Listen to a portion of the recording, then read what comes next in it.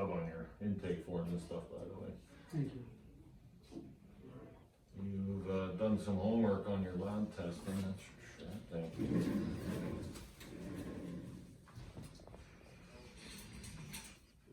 So as I was analyzing your labs, I wanted to get right into, of all the great tests you've done and whatnot, I didn't see anything in the notes, I may have missed it, but as far as what therapeutic endeavors have you gone on so far? Like what's been done to help you therapeutically, or what's been tried up until this point? So what actually worked out of like, we tried like 33 different doctors. So 33, okay. Yeah, but 2 things worked so far, which is going on my AIP diet, and after that, just taking my weight thing seriously. So not letting my weight drop too far down. While maintaining the AIP diet. Yeah, which is a challenge. With what you're limited to, that's taking AIP to a whole different level. Okay? So you're down to just salmon and sweet potatoes as your primary. Yeah. Right now I eat salmon, sweet potato, water, and salt. Okay, now, can you just give me, I hate to do this to you, but of the 33 doctors, can you give me a fairly quick summary of everything they've tried up until this point? So like over 28 was in the normal, you could say. So like I just went by department. So I got CT scans, head scans, cardiologists, and like hand doctors, like hand specialists, as well as tests for carpal tunnel. Went for those. EKGs, heart doctor, got my heart checked. Lungs checkups, and like scans and stuff. Then they put like fluids that go down while they can take X-rays. So they did barium studies. Barium studies, yeah. For then going down to the stomach, we did what do you call it? Colonoscopy. I forgot what the terms are, but it's like, they put upper GI and lower GI studies. Okay. They put the camera down, looked at it, and stuff like that. And then went to, by that time, because just what I mentioned here, I went to like several doctors for each, right? And then everything's normal and fine as usual. So then started to kind of go to like doctors from not in the functional side yet, but like holistic, and under that umbrella, so to speak. So went to Nutritionist, and then went to a few like chakra, energy, and also, what was the last one? Norwalk by Resonance Guy. Okay, yeah. So the last one, last doctor I went to, that was just 4 or 5 months ago, was bioresonance. They do tests with the machine and all the elements. So, yeah. Had a small win there. Like we were able to identify one multivitamin I can take, because normally I was reacting to multivitamins. Okay. So he was able to help me find a multivitamin that didn't have any of the stuff, like no lecithin, so it doesn't come from rice, all this stuff, so then it worked. But then this year I started to react to that vitamin as well. So I know. Do you remember the brand name of it? Pure Encapsulations. Okay. Yeah. Make a note of that too. So they were basically like, I guess, a really good vitamin for me. They made it to the longest out, so to speak. Gotcha. Okay. Most recent doctor, I finally got into under the umbrella functional medicine. So I recently came across this term and it showed the most hope. And I started working with a doctor who's online, and he deals with people with immune and these kind of like food insensitivities. Yeah. And he actually recommended you guys, Okay. because he's only online. And Who was the doc? Brett House. Okay. he has like a podcast on autoimmune and these Yeah. kind of things on YouTube. So that's how I found him. Yeah, so in summary, like almost 30 doctors, 28 of them were like through my insurance and everything over the last like 2 to 3 years. And then I just let go of my insurance about 7-8 months ago, and then started going outside Yeah. to this world of functional and everything like that. Right, yeah. Unfortunately, a lot of the stuff that is covered under insurance isn't the stuff that a lot of your cases need anyway. That's Yeah. the sad reality of it, right? So Dr. House, what therapeutic endeavors have you started there as far as, like, let me just start throwing out some terms and see if any of these stick as far as stuff you've tried. Has anyone put you through full like oral tolerance programs where they start doing like a liver detox and upstream like Kupffer cell detoxification, dendritic cell activity, mast cell activation, all that stuff? Has anyone done anything with that with you? So the first term you mentioned with the detox for, not the oral term, but the other full detox, Brett House, the doctor, he had that idea. So we did the lab test that I attached, and Yeah. before we did the lab test, when I spoke with him and told him my symptoms, he suggested that probably need to do sequence of detox without going too hard because you're sensitive. After the labs came back, he said that it's kind of way over the top, and he was feeling very uneasy to give me any kind of action because I was so sensitive. Like, for example, he gave me an enzyme and I was reacting to that. Right. So he was like, if you're reacting to enzymes, then I can't go hard with Sure. detox stuff. So yeah, it was brought up, but haven't done it. Okay.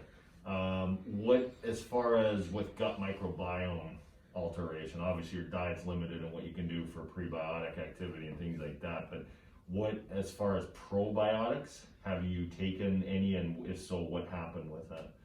So yeah, the only issue I had when I took the probiotics was I got like super constipated. Okay. So I didn't have actually any reactions like the normal ones where I lose my balance and stuff, and things like where I could like start to like get shortness of breath and black out, stuff like I didn't get those, but I just got like extremely constipated where that was at the bioresidence doctor, so we got the dose down to 1/10, so I would break one capsule down into 10, so it's very little, and even then I was I couldn't continue because it was just too constipated. Okay. On that note, without probiotic constipation, and you tried that with magnesium?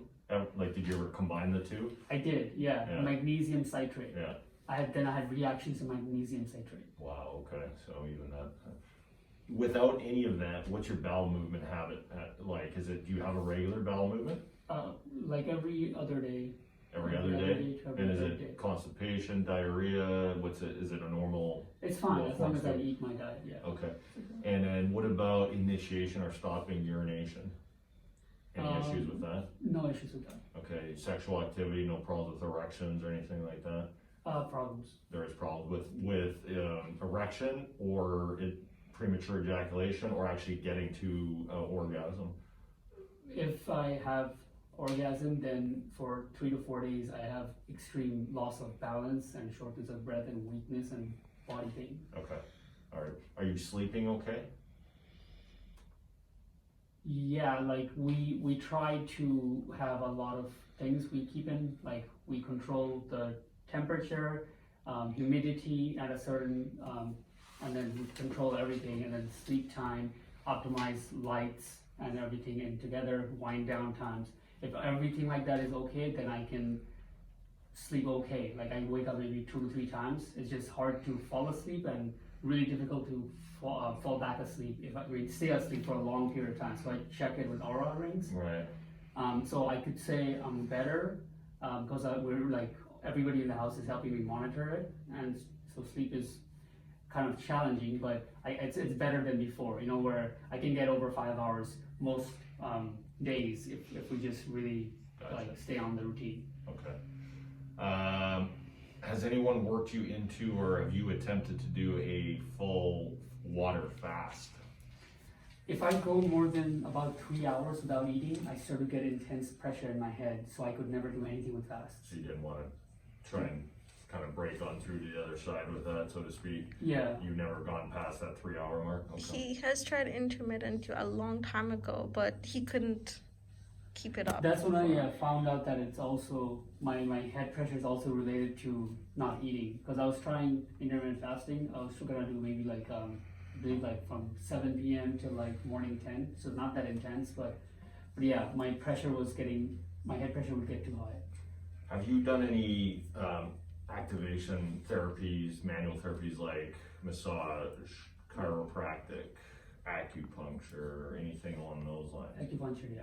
But no chiropractic or massage? No chiropractic. Well, After your accident, your bike accident, did anyone work on you mechanically even?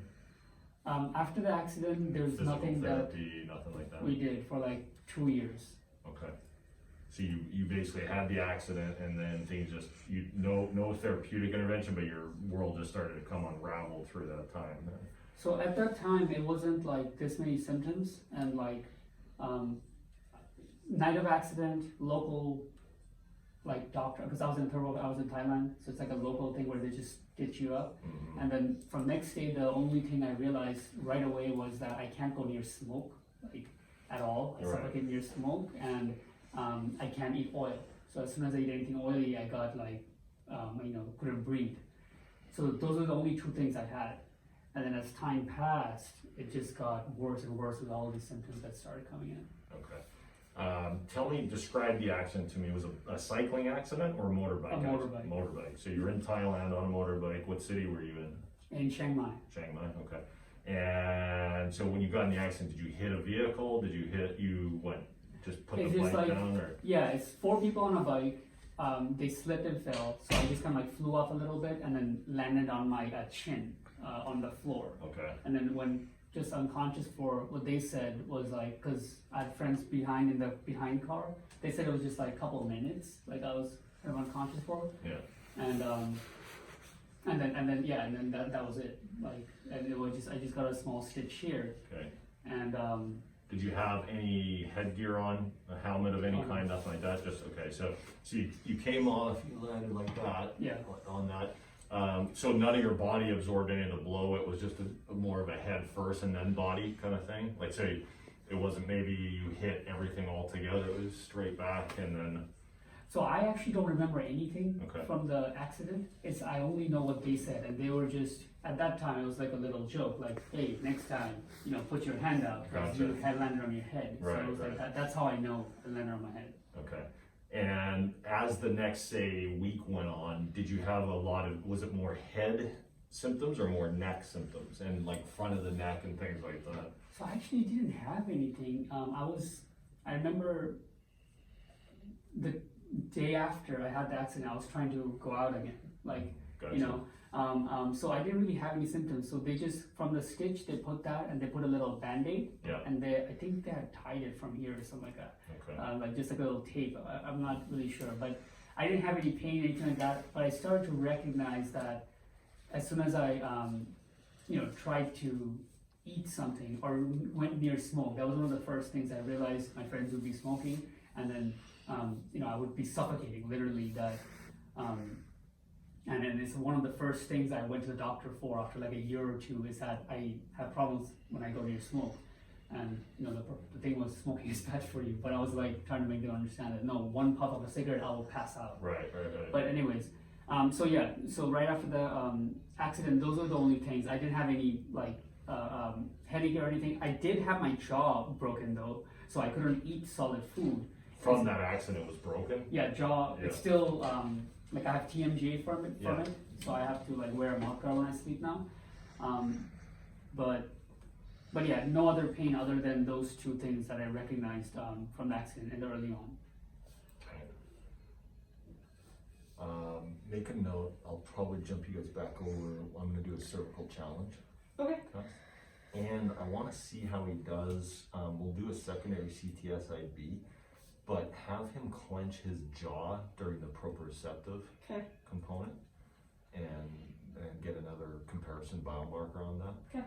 So I'm actually in a way glad to hear the note, like you haven't had any chiro, PT, anything like that, because when I start to look at ways we can get some traction and get a foothold so we can start to build up a foundation, sounds like there's some pretty big things that were missed on your therapeutic endeavor. Yeah, I'll explain what's happening, obviously as you've done a lot of your own homework and research, as the brain-gut axis and why you're having, developing so many intolerances. But what's even more important is what ways can we do to start to give you therapeutic involvement to get some brain-gut stability, vagal stimulation, things like that. So the fact that you haven't had anyone address that yet actually gives a lot of promise there. So I'll keep expanding on that.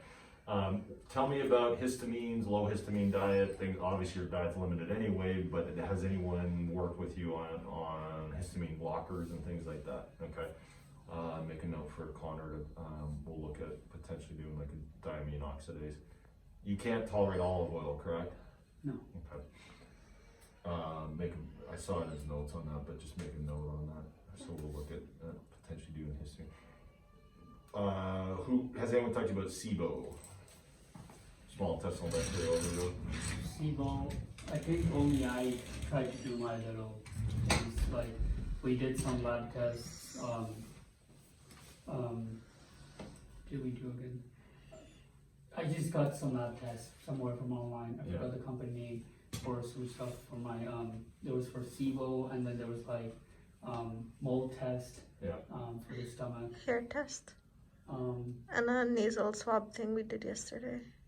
Oh yeah, but that's not with the stomach though, right? Yeah. So this was not in your package you sent me? The most recent thing you were just talking about? The other test we're doing, that was just yesterday, so they didn't go in the package. Okay, that included the hair, the test and all that, that was just yesterday as well too? Yeah. So say they were which for again? So you did a nasal swab, was that for? Nasal swab and hair test was yesterday. For SIBO, I did it over like 3-4 months ago. I don't really remember exactly where I would probably look through my emails to see what I got from it. Yeah.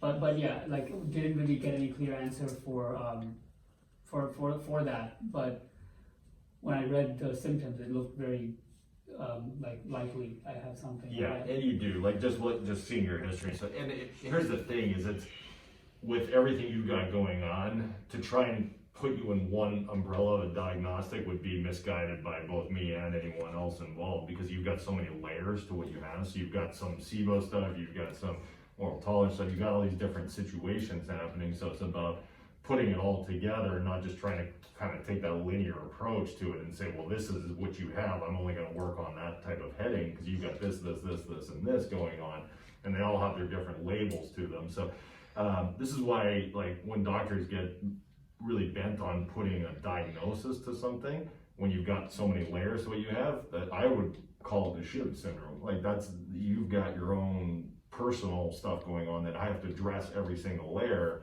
and not just try and clump you under one umbrella, so to speak. So with regards to upper extremity orthopedic stuff right now, so I want to expand on this because it actually tells me something. When you were talking about the hand and hand specialist, what was going on that made them go down that path from the medical stuff? So like, once I went through like breathing and stuff and oil and stuff I can't find out, then I went like, okay, let me try to get rid of my hand pain. So now I can't really type, or use a computer too much because my hand hurts. That's what I went to go see for that. Okay. Did you do Dynamon? Nope. I'm gonna do that.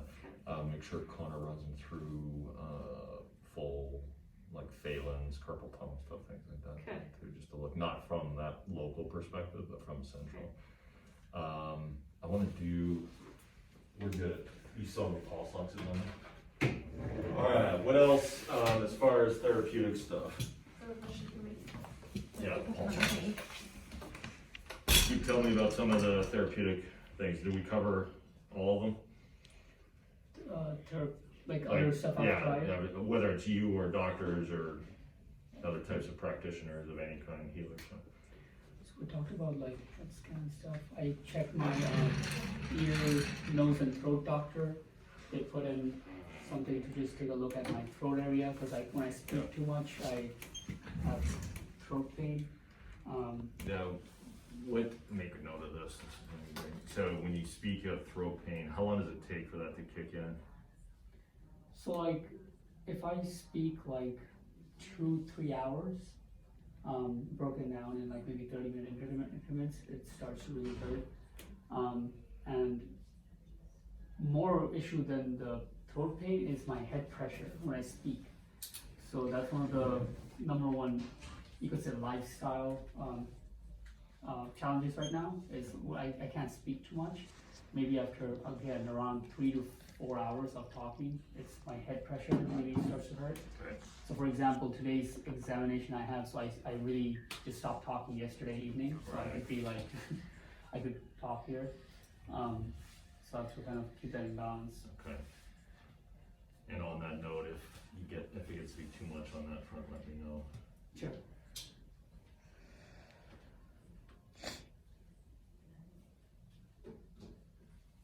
Tilt your head straight back like that.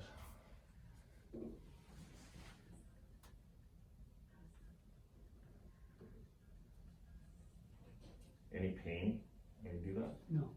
Come on back to neutral. Tuck your chin down into my hand, so you're gonna push down. Okay. Pull your mask down just for a second so I can open your jaw. Close your jaw. Clench.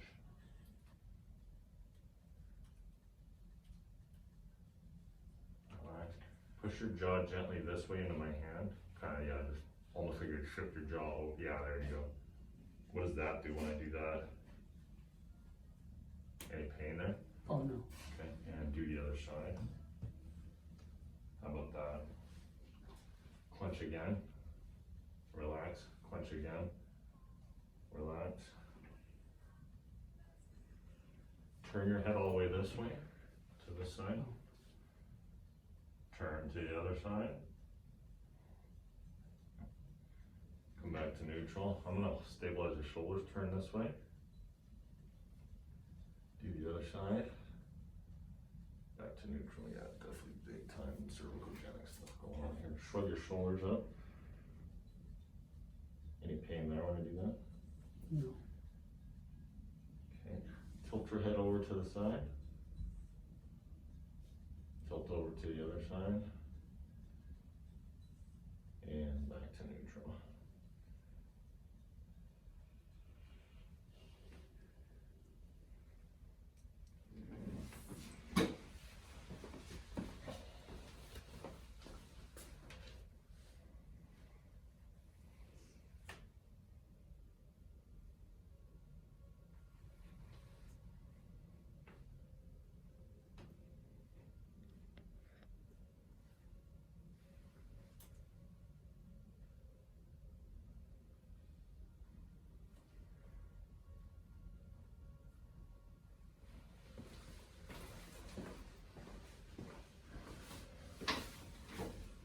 Did I hear you guys are journaling everything on YouTube?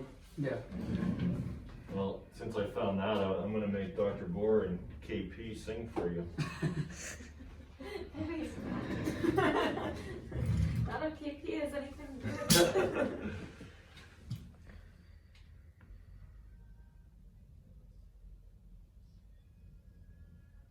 Turn your head to the right for me. Take a big breath in. Let it out. Turn to the left. Big breath in. Let it out.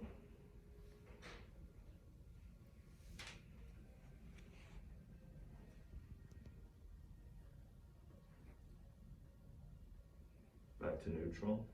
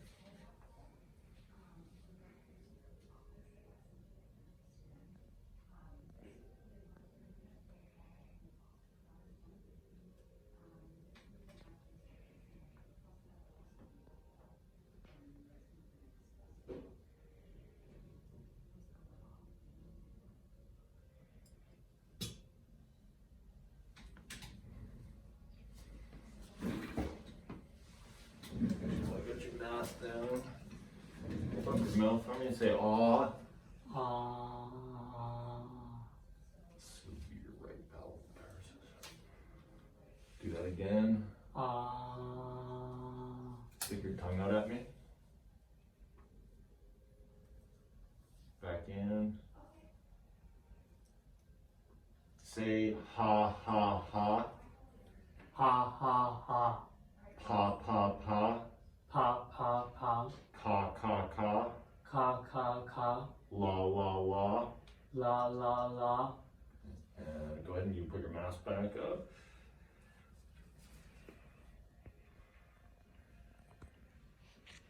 Hold your hands straight up.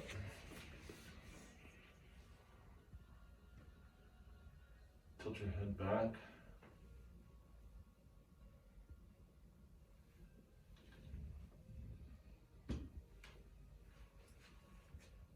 Come back to neutral with your head. You can rest your arms for a second. Did your arms get tired as you held them up there? Yeah. Do me a favor, take your hands above your head, and I'm just gonna have you go like this for me, open and close, and keep doing it till your hands fatigue, and also if one side really cramps up before the other, or if they both cramp at the same time.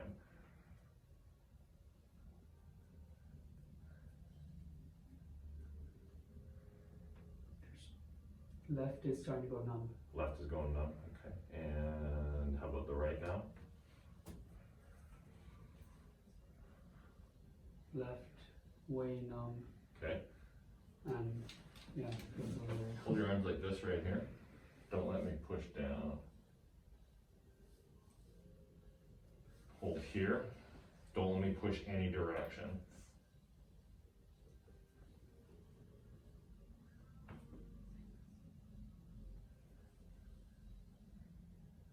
Hold like this. Don't let me hold down. Hold your finger back. Yep, there you go. Hold there. Make a fist like you're riding a motorbike. Go down.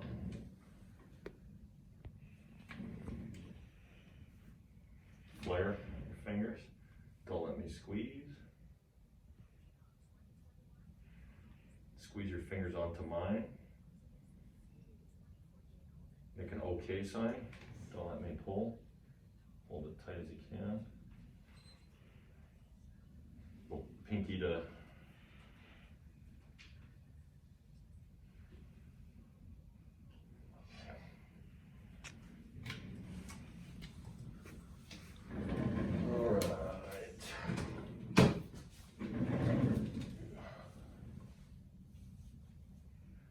turn your whole cheek into my hand. Do the other side. Relax.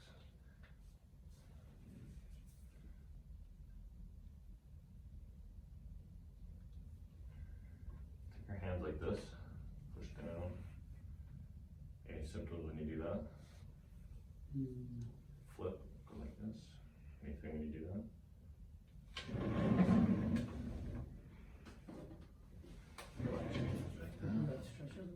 Yeah, you do. I was gonna say you have good flexibility. Wow. Need you to teach that class.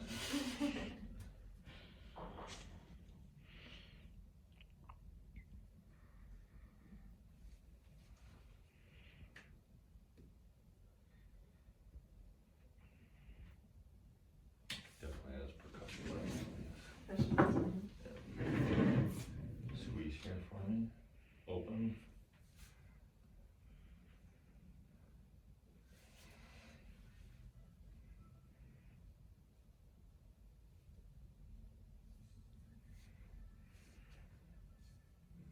Okay, what you're gonna do is go back, you don't have to hold it up here this time, just do this as fast as you can for me.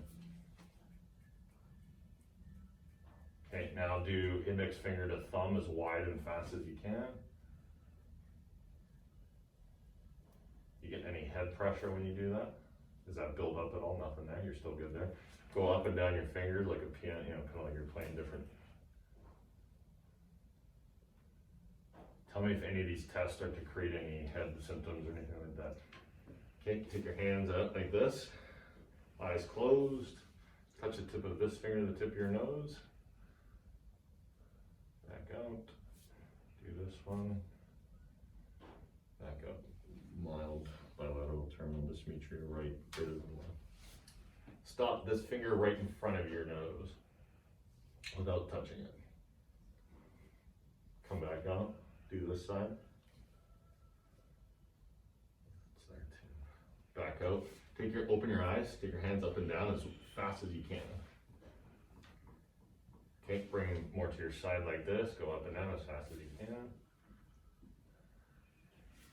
Yeah, relax that. Take one hand inside the other. And switch. Definitely we'll go left lateral cerebellum on that, some dystoid going. Okay, I'm just gonna let you walk down the hallway, so go ahead and, since you're on camera anyway, you might as well give me your best modeling impression.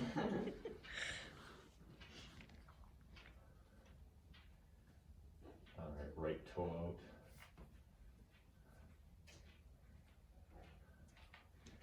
out. Alright, this time go back that way again. When you come back down the hallway this time, I want you to say every second month of the year out loud.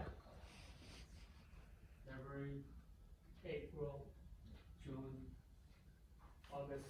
Okay, definitely increased crossover lateral pulsion.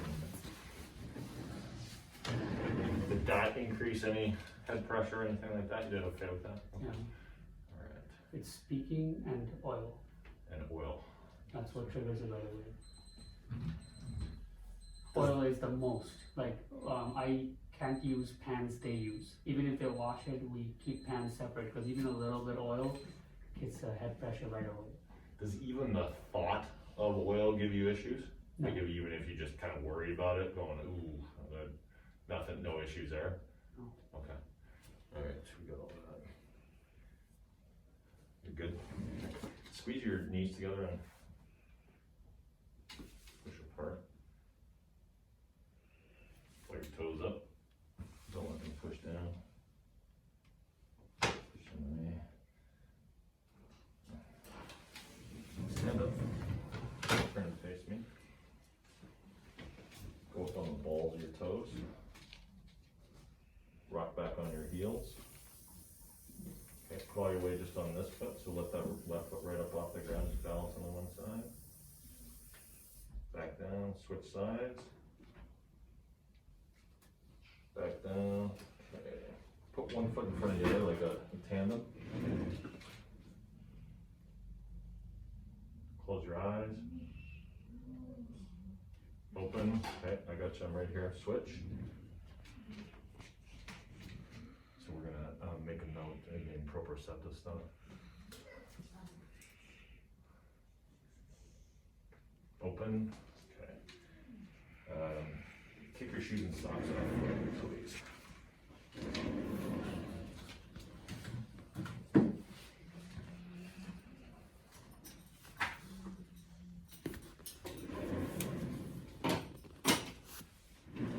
Have a seat again. You're doing great, my friend. You're not getting too tired or anything? No.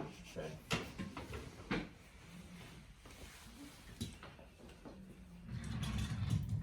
Sorry, that one's not a crowd pleaser. Normal Binsky's. Normal Vincent. Palms up for me. Eyes closed. What number did I just draw in your hand? 3. Ooh, that's pretty good. I got doctor's handwriting, so most people Yes, he can't get it does. even when they. Alright, let's try this side. 8. Okay, tell me what finger I just touched. Or you can wiggle it if you want. The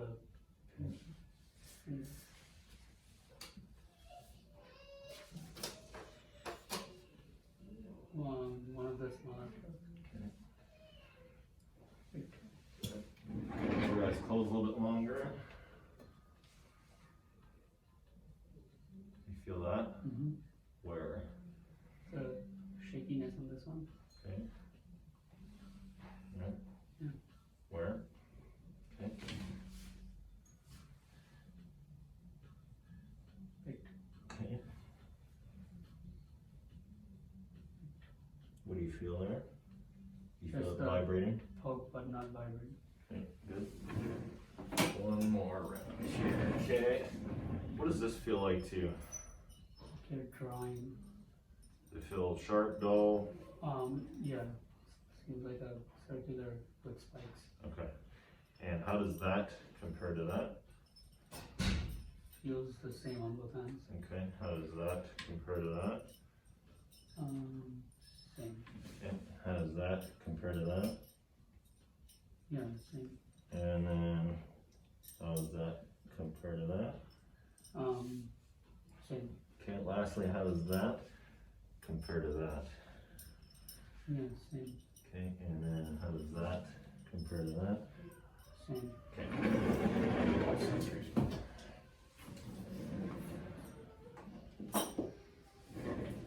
Okay, open your eyes.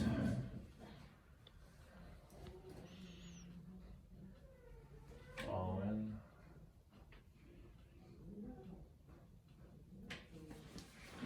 Pick something on my mouse to look at.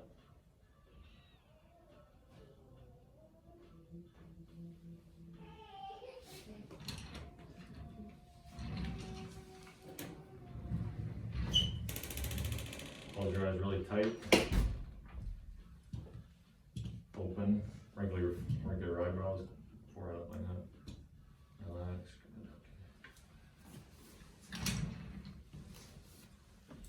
Keep looking here. Follow in. What does that do when I do that to you? And go like cross eyes.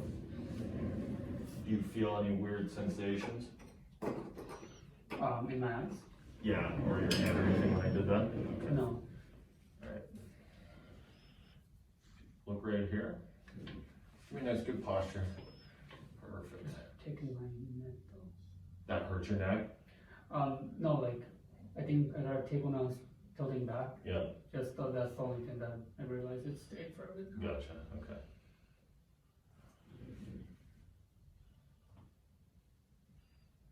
So he's definitely getting fatigue on the left yaw. Left enough. Yeah. So he's starting to adapt to left yaw, right sternum mouse. Okay. Can you see that? Yeah. Is it a nice solid white dot? Yeah. I'm not looking at it through the lens though. Correct. You just Yeah.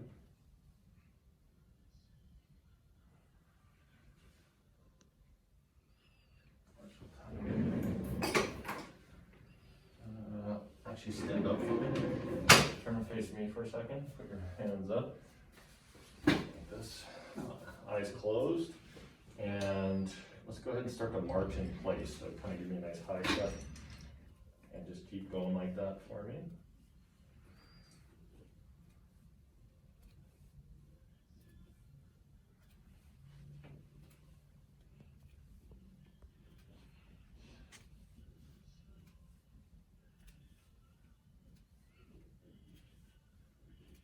And open your eyes.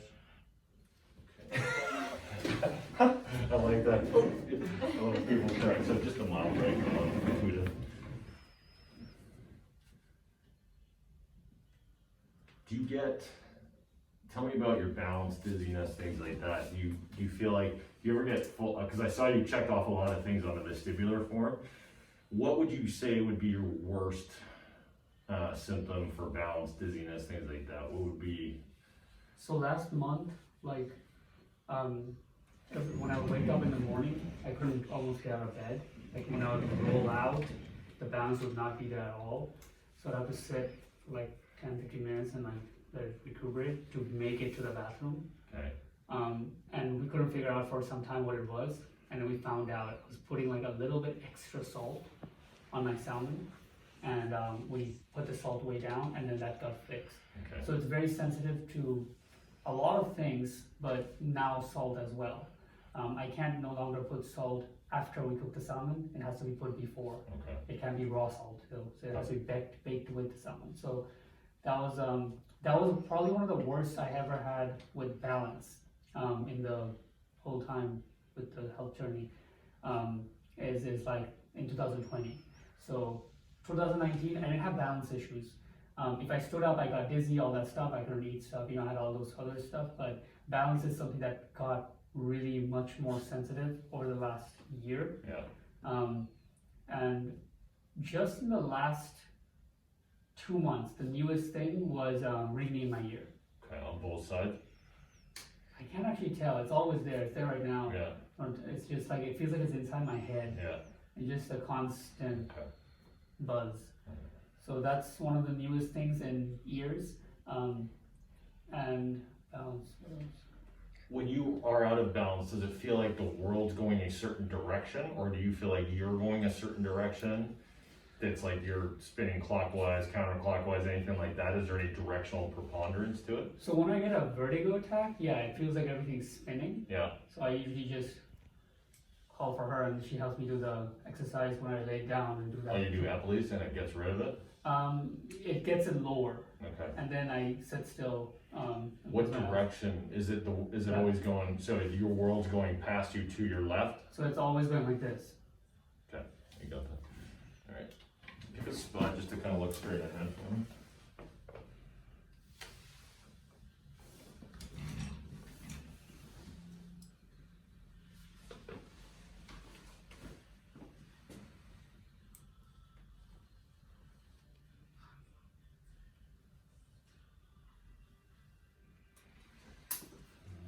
What was it? It was pretty normal. It was in the 90s on one side, and then he talked on the second one, so I got to 100. Yeah. V ratios are good, 2 to 1 bilateral, normal, them, no torsional. Push your legs apart.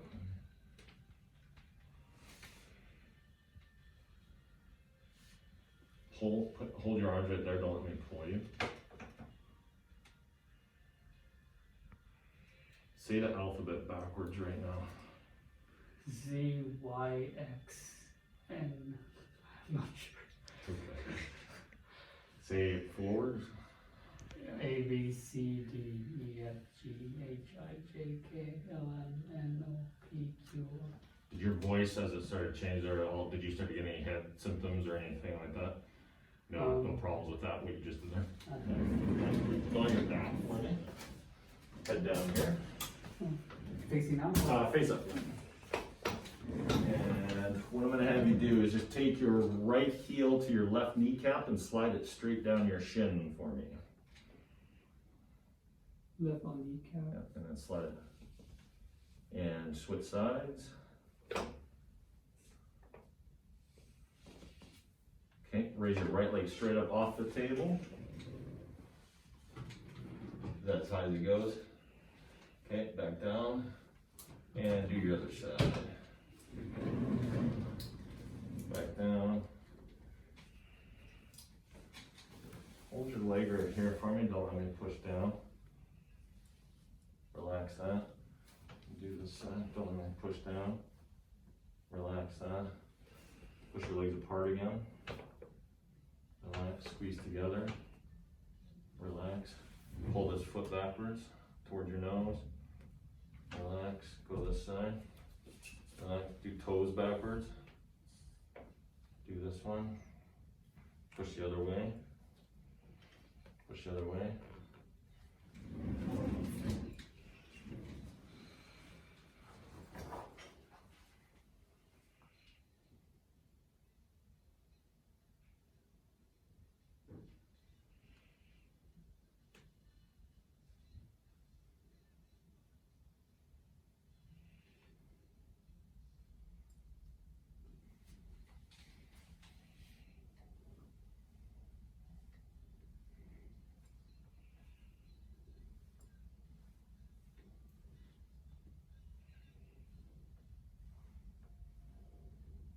Any tenderness here? A little bit. How about here? A little bit. Here? No.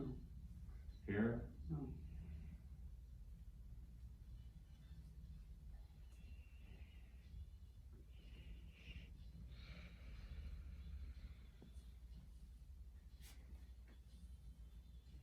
You don't get any right shoulder blade pain, do you? No. Okay. Go ahead and sit back up. When you were eating, I know earlier on when you tried eating oils, did you get any shoulder blade referral or any referral into this area? No. Okay. Okay. I will kind of give you a synopsis of what we're dealing with here. So, and stop me and ask questions if anything, because I know you're well read on this stuff, obviously, and you've been through a lot, but if you need me to step back and say, hey, put that in better English as far as instead of the doctor speak. I'm sure at this juncture you're familiar with the brain-gut axis, right? As far as how the brain controls the gut and the gut controls the brain, right? So you've got a bidirectional highway there that's not uncommon in head injuries and neck injuries and things like that. What's interesting about your situation is that, you know, a lot of times what happens when you have a concussion, head injury and whatnot, it's that the brain goes through these like phases of overactivity and then it crashes and goes through this hypometabolic phase and it's inflamed. And so it's more of a cellular level shutdown. But you can also have injuries when you have a head injury, especially like the one you did, where you can get what we call diffuse axonal injuries. And what those are is where if I'm the brain floating around on this brainstem in this fluid and things get shifted suddenly, one of the things that can happen is that you get a stretching effect on the nerves. So, and because that brainstem sits where everything's floating around, whether it's a torsional shift, a linear shift, whatever, it's actually the brain can get, you know, bruised, if you will, can get knocked around these counter coup type situations. But a lot of times the neurons that run up and down the brainstem are the ones that get stretched too far. And so you can actually get direct mechanical injury. And unless they run things like diffuse tensor imaging and whatnot, they won't see it on standard MRI or CT scan. It's not something that those are designed to detect.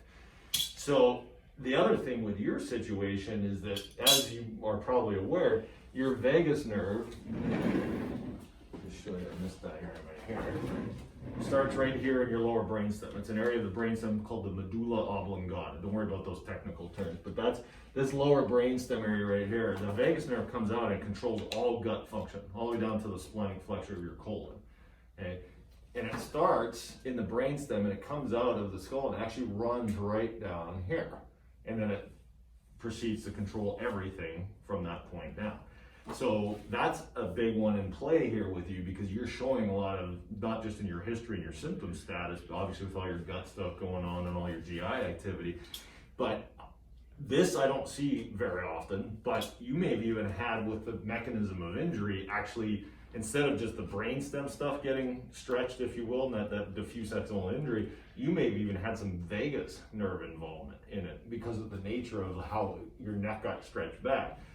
The other compounding thing with all this is that all the control centers for this stuff are, there's different things that regulate that. One of them is the cerebellum. The cerebellum is, they call it the little brain. That's what it stands for. The cerebrum is the big brain, cerebellum is the little brain.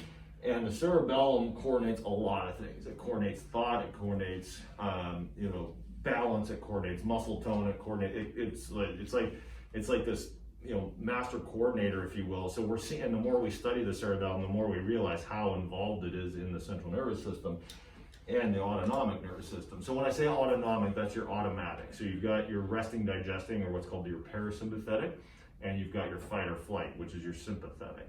And so think of it in simple terms, the lower part of the brainstem is more for the resting, digesting. The upper part of the brainstem is a little more for fight or flight stuff and, dopamine, go hunt and gather, things like that. Yeah. So we're most worried about that lower brainstem, hence all the GI dysfunction that you're having, as far as, that goes. And did you eat HRV? Still on computers now? Yeah. Make a note to run that on him for a follow-up time. So one of the take-home points here is that one of the things that like big time influences the cerebellum is this gets all feedback from muscles. Okay? This is like muscle information comes in to this area and then that goes into the brainstem up to the brain for different control things, but your muscles are paramount for this is like why we have to move, and gravity is constantly pulling down on us to discharge those. it's one of the most powerful systems in the human body, and that's why muscle, the mechanoreceptor system, we're very much a receptor-driven system. So as we move and exercise and whatnot, but even just gravity right now pulling down on us is tonically discharging that system to keep it healthy.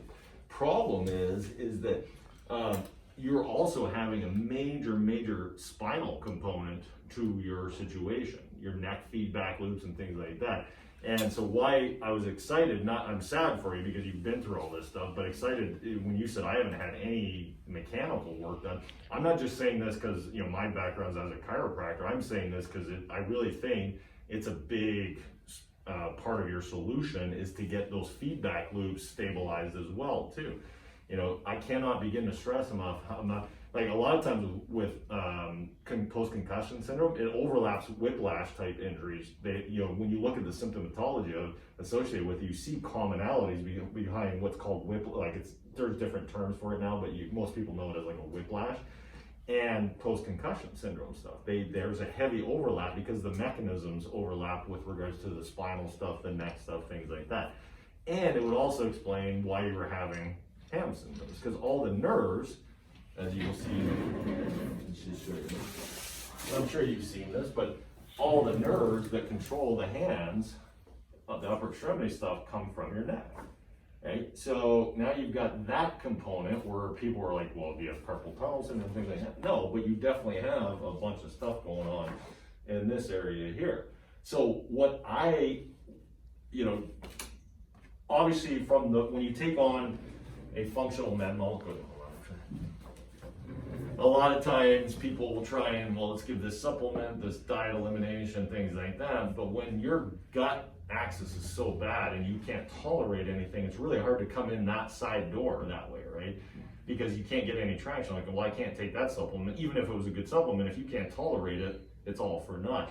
So what my goal will be is to build up the brain-gut axis from more of a functional neuro perspective and even a chiropractic biomechanical perspective with all this neck, all the neck stuff to the cerebellum right here, so that you're at least the neurological control, like everything that's kind of the switchboard control of all your gut stuff. Right now, those workers all went on strike. They're like, yeah, we're done, we quit. And now, so your gut is just left to have no regulatory stuff, so to speak, if you will. And so you need all those neurological pathways in play first, and then you can start to reestablish potentially dietary stuff, a better microbiome, better digestive enzymes, because it's all this vagus system right here that's controlling all of that anyway, as you can see there. Does that make sense? Makes sense. For things revolving around the vagus and whiplash in this whole area, have you seen anything in the past where like it could explain why I have shortness of breath when I eat, let's say, oil?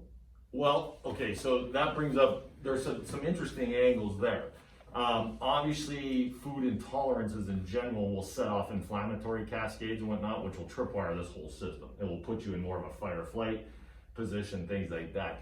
Even texturally in saliva production and things like that can be altered. Histamine responses and all these initial, like your whole digestive process is going to initiate even just that's why I was asking if it went all the way up to like even the thought of food with you and things of that nature. But certain foods, when you put them in the mouth, you're already going to trigger a saliva response and other digestive processes, and it keeps going all the way down.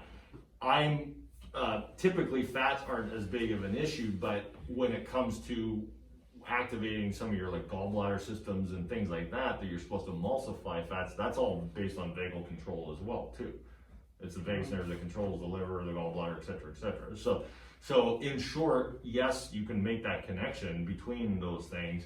And so it's going to be my job to get some sort of foundation built up for you where all, like from the minute food hits your mouth to all the way down the other end, that all the nerve mechanisms are proper or get them optimized. Because at some point we're going to have to circle back around to get your microbiome back in check. Because you've got all kinds of dysbiosis going on. You've got the overlap with some of the SIBO stuff, and really all SIBO is that your good bacteria is supposed to be from here around here into your large intestine. That's where your good bacteria is supposed to be to help ferment food and all those things, and like everything from neurochemistry, serotonin levels, all these things are regulated by that. But what can happen if you have faulty neurological control, you start to lose the ability, like you have, for example, this ileocecal valve right here that's supposed to keep the good bacteria and all everything going this way and not retro in the small intestine where it's not supposed to be. And I'm not just over perseverating on SIBO because it's only a part or component of what you have going on. But what's supposed to happen is about 90 minutes after you eat, the whole system goes through this migrating motor complex to keep squeegeeing out so that everything keeps moving down that way and not going backwards.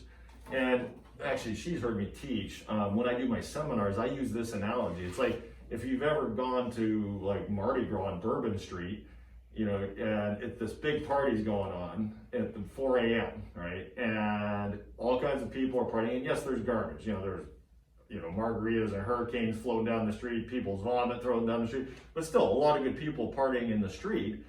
And that's your small intestine. But what happens at 4 a.m. is the police officers and the street cleaners are supposed to come along and say, all right, everyone, go home.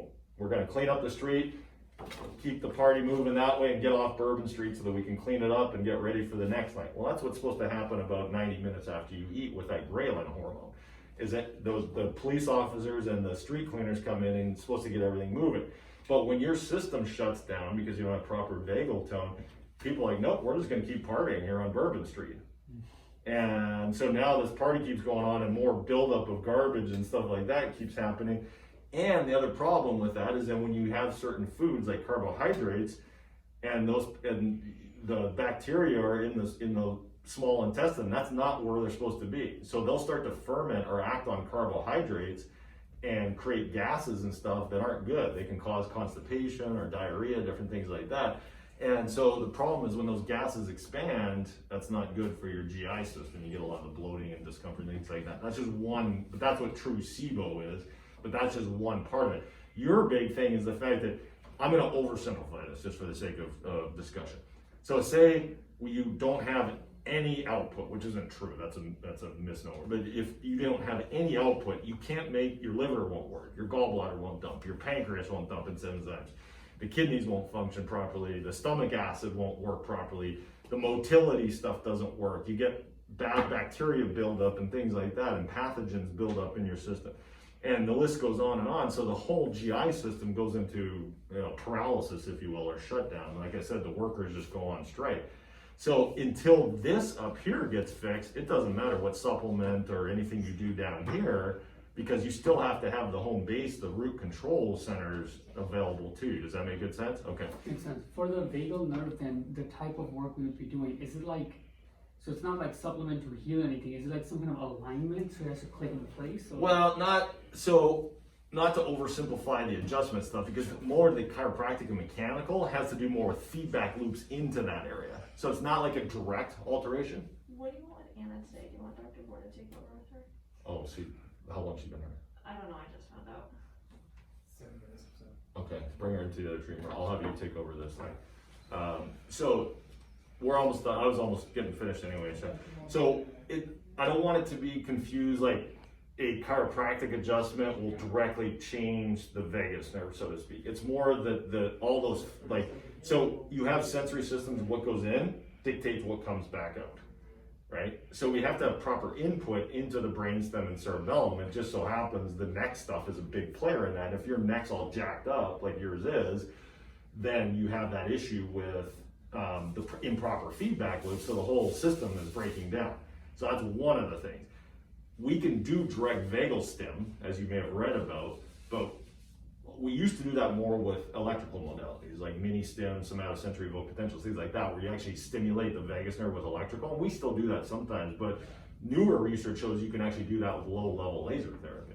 So you'll actually see us use, or you don't technically feel low-level laser, but if you see us doing laser right here and on your gut and stuff like that, we're actually doing vagal nerve stimulation.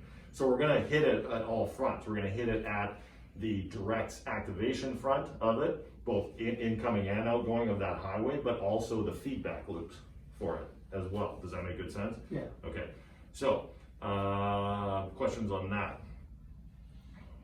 So yeah, I get a little bit. It's like stimulation, like we're like getting it to activate and try to take notice of all the other inputs that's going on. So it just starts to see it as like like be able to run the right way it's supposed to. Yeah. That's kind of like what I get out of that. Yeah.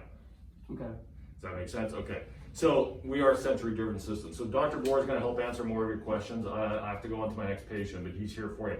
Docs, we've got all kinds of indications of cervicogenic vagal tone stuff. I even think he had a direct diffuse axonal injury with that hyperextension. He got hit like this, but his neck, and like he may even had a direct vagal involvement with that, not just brainstem based on like paramedian pontine reticular formation and things like that.